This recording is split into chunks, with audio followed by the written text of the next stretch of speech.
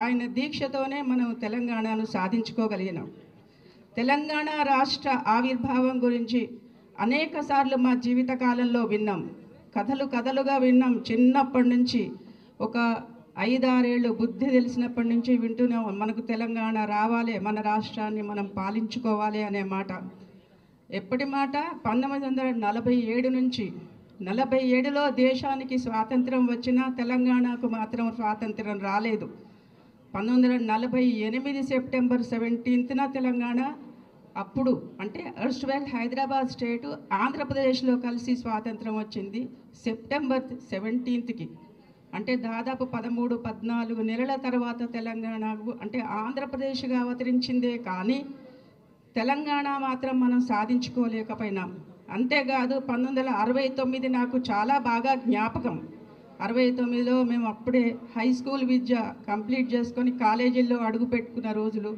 అప్పుడు కూడా గొప్ప గొప్ప నాయకులు, చాలా పెద్ద పేరు ప్రతిష్టలున్న తెలంగాణ నాయకులు మరి ఉద్యమాన్ని సృష్టించిన సెపరేట్ తెలంగాణ అంటూ అప్పుడు కూడా మనం సాధించుకోలేము, ఇక సాధించలేము అని అనుకున్నాం మేము. మా జీవిత కాలంలో మా పెద్దవాళ్ళందరూ తెలంగాణ మనకు సెపరేట్ తెలంగాణ, మన రాష్ట్రాన్ని మనం ఏలుకునే తెలంగాణ ఇక రాదు, కలలు కనడం ఆపండి అనే స్థితిలో 2000లో తెలంగాణ బీఆర్ఎస్ పార్టీని టీఆర్ఎస్ పార్టీ అప్పుడు ఆవిర్భవించిన సందర్భంగా చాలామంది ఇప్పటిదాకా వినోద్ గారు చెప్పినట్టుగా చాలామంది వెకిలి చేసినారు. ఎక్కడొస్తుంది తెలంగాణ, మీ భాష ఏంటి, మీ బయాస్ ఏంటి అన్నట్టుగా చాలా నిరుత్సాహంగా ఉండేది.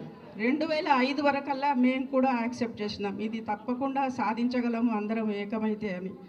మా ఆర్గనైజేషన్ ఎన్జిఓలో కూడా రహస్యంగా అనేక మీటింగ్స్ మా చైర్మన్ గారు, అప్పటి చైర్మన్ గారు కేశవులు గారు, కేవీ కేశవులు గారు చాలామందికి తెలిసే ఉంటుంది. ఆయన ఆధ్వర్యంలో అనేక కార్యక్రమాలు మా దగ్గర కూడా చేసుకున్నాం. చాలా రహస్యంగా, అంటే ఏమైనా చేయాలి అంటే కూడా భయపడే రోజులు ఆ కాలం. తెలంగాణ అంటేనే భయపడే రోజులు, ఆ మాటనే నిషిద్ధమైన రోజులు అవి. సో అలా అనేకుల శ్రమ ఫలితంగా మనం ఈరోజు ఎంజాయ్ చేస్తున్న తెలంగాణ రాష్ట్రం. అయితే ఇప్పటిదాకా చెప్పుకున్నట్టు 10 సంవత్సరాలు మంచి బలమైన దిక్సూచి, ఒక బలమైన ఒక దివ్య శక్తిగా ఎదిగింది తెలంగాణ రాష్ట్రం. దేశానికే ఒక దిక్సూచిగా కనిపించింది అనేక రంగాల్లో. కానీ దురదృష్టవశాత్తు ఇంకా మనం టీనేజ్లో అడుగుపెట్టకముందే 13 అంటే 13 ఇయర్స్ అంటే టీనేజ్లో అడుగుపెట్టకముందే మరి రాష్ట్రం ఇంకొకరి చేతిలోకి పోయింది. వాళ్ళు ఎలా మాట్లాడుతున్నారంటే, ఇంత మంచి అభివృద్ధి సాధించిన రాష్ట్రాన్ని చేతిలో పెడితే ఇప్పుడు అప్పు పుట్టడం లేదు, అప్పు చేయడానికి కూడా డబ్బులు లేవు అని చేతులెత్తేస్తున్నారు. ఎప్పుడైనా ఎన్ని కష్టాలు వచ్చినా కడుపులో పెట్టుకుని మంచిగా మన క్రెడిబిలిటీ పెంచుకుంటూ పోవాలి. అంతేకాని నిరుత్సాహంగా ఉంటే అందరూ తలొక రాయి వేస్తారు. మరి అభివృద్ధి ప్రదంలో ఎలా నడిపించాలి అనే ఒక మరి తెలివి లేకనా మరి ఐ డోంట్ నో ఎందుకు ఇలాంటి మాటలు ప్రజల్లో మాట్లాడుతున్నారు. ఇది చాలా నిరుత్సాహకరం కలిగించే విషయం. మీరు వడ్లలో చూడండి, వడ్లన్నీ రోడ్ల మీద ఎన్ని ఉన్నాయో కొనలేకపోతున్నారు. దేంట్లో అభివృద్ధి లేదు. ఇంత అభివృద్ధి ఉన్న రాష్ట్రాన్ని చేతిలో పెడితే దాన్ని సవ్యమైన మార్గంలో నడిపించడం చేతగాక మాకు అప్పు కూడా పుట్టడం లేదు, అప్పు కూడా ఏమన్నా ఇవ్వడానికి లేదు, ఇది ఇంతే అని చెప్తున్నారు.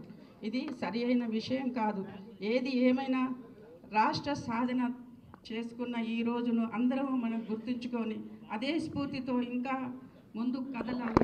మన కార్యకర్తలందరం అందరం కూడా ఇంకా ముందుకు కదలాలనేటి ఇలాంటి సెలబ్రేషన్స్ మనకు పనికొస్తాయంటూ మరీ మనం పూర్వులను అందరినీ గుర్తు చేసుకుంటూ, నాయకులను అందరినీ గుర్తు చేసుకుంటూ మనం స్మరించుకోవాల్సిన మంచి రోజు ఇది. మరొకసారి జై తెలంగాణ, జై కేసీఆర్ గారు.